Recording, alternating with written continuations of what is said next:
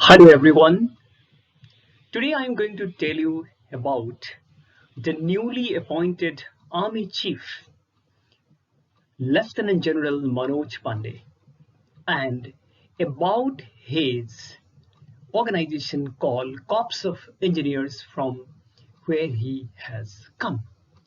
Let's have a look. This is for the first time in India. This is so happen that an officer from the Corps of Engineers has become, the course chief of the army staff, right? The army vice lieutenant general Manoj Pandey was appointed as the new chief of the army staff, we call COAS, COAS, on April 18, 2022. He will succeed the current chief Naravane on April 30 this month. He will be the 29th chief of the army, and he will be leading the 1.3 million Indian army.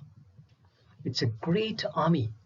He will be the first officer from the Corps of Engineers to take over as its head. First time it's happening. He was commissioned in December 1982 into the Corps, that is, the Bombay Sappers.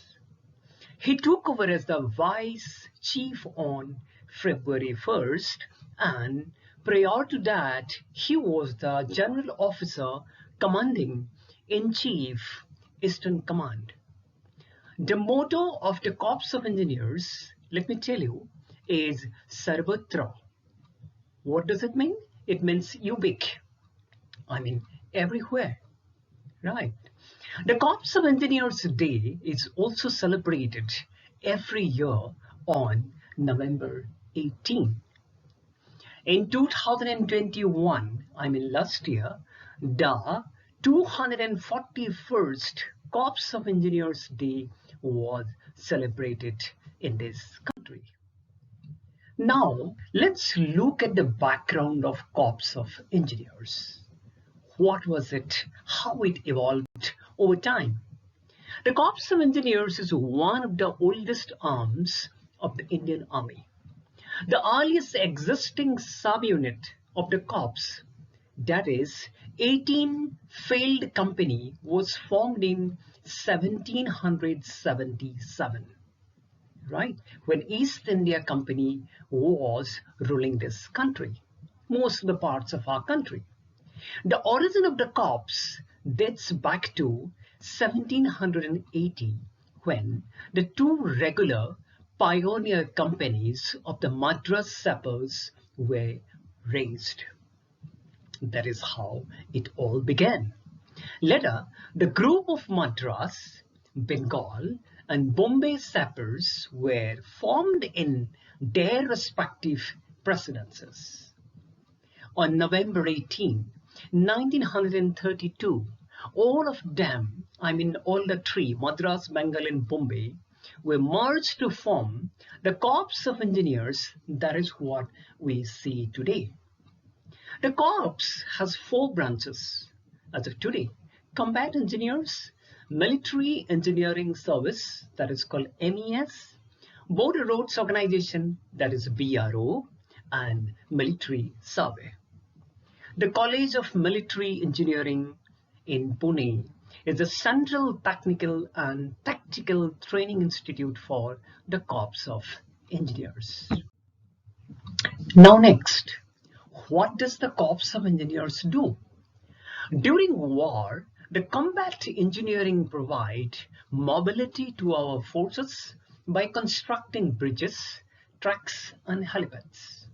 But the Corps deny the same facilities to the enemy by creating obstacles such as laying minefields, demolition of bridges, etc. I mean, these kind of facilities were not being given to the enemies.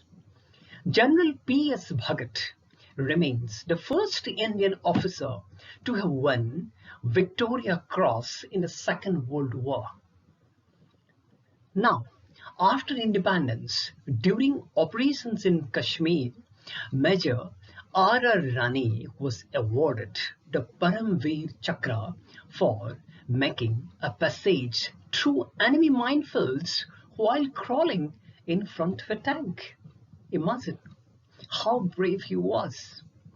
The engineer units are also deployed in various UN peacekeeping missions, say in South Sudan, Afghanistan, and in many other parts of the world as and when required.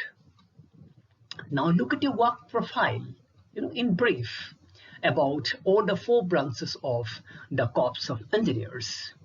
The MES, that is Military Engineering Service, provides its cover not only to the Army, Navy, and Air Forces, I mean the three services, but also to the Defense Research Development Organization, DRDO, KV Sangathan, and Ordnance Factories.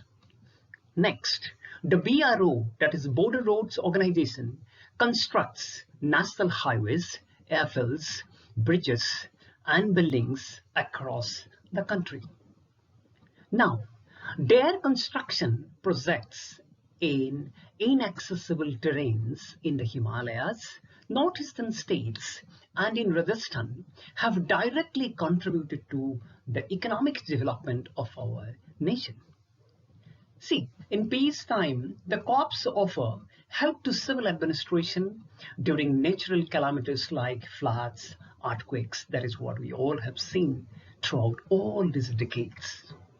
They're also engaged in counterinsurgency operations in the northeast part of India and in Jammu and Kashmir.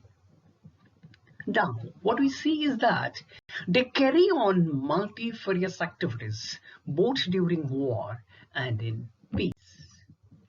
Finally, why his elevation, I mean Lieutenant General Manoj Pandey's elevation to the course, is significant for all of us. Normally, the army chiefs have always been from either the infantry, armored corps, or artillery divisions. The Army's corps and regiments are divided into two groups, arms and services. Generally, officers come from the arms, go on to become the corps in future, right? Whereas the Corps of Engineers fall in the category of services and rarely they make it to the top. And this is for the first time General Pandey has made it to the top.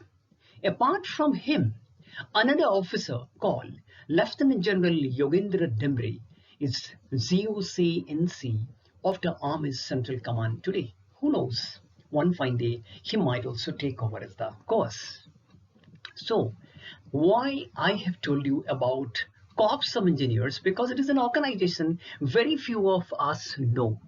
And this is the organization to which, the current new Army Chief General Manoj Pandey belongs to. And he is yet to take over, right? And he will be taking over at the end of this month. This is how I'll be bringing you various topics on national affairs relating to politics, culture, society, history, and whatever is happening in and around the country. And this is the first video of national affairs. That is what I have launched today. Keep watching. I want all your support and blessings. Thank you so much.